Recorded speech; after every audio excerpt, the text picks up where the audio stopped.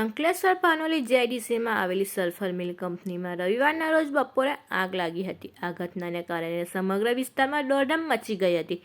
આગ લાગતાની સાથે જ ફેક્ટરીમાંથી ધુમાડાના ગાઢ ગોતરા આકાશમાં ફેલાઈ ગયા હતા, જે દૂરથી પણ દેખાઈ રહ્યા હતા. આગની જાણ થતાં જ ફાયર બ્રિગેડની ટીમો તાત્કાલિક ઘટના સ્થળે પહોંચી ગઈ હતી.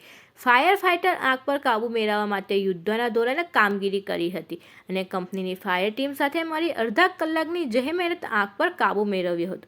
સદનસીબે અત્યાર સુધી કોઈ જાનહાનિ સર્જાઈ ન હતી. કંપનીને મોટા પાયે નુકસાન થયું હોવાની આશંકા વ્યક્ત કરવામાં આવી છે.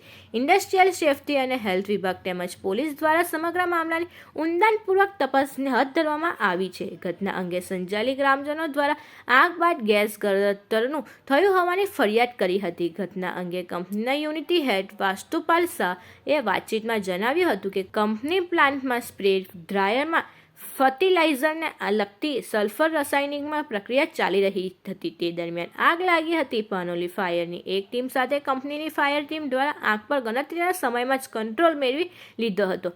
આગમાં કોઈ પણ જાનહાનિ સર્જાઈ ન હતી તેમજ આગમાં કોઈ પણ પ્રકારનો ગેસ ગળતર થયું ન હતું. આગ ઝેર ગેસ ઉત્પન્ન થયો હોય એ સિવાય કોઈ ગેસ લીકેજ થયો નથી.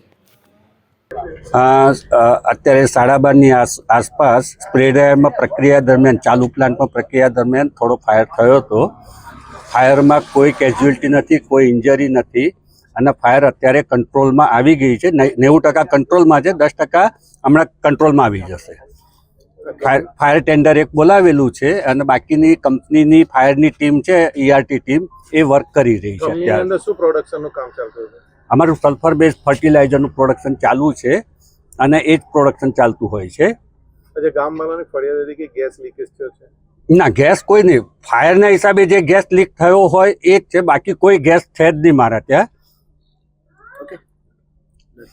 કોઈ પ્રકારના ગેસ અમે વાપરતા જ નથી. ખાલી આપણો જે CNG છે એ જ વાપરીએ છીએ, બાકી કોઈ જ નથી.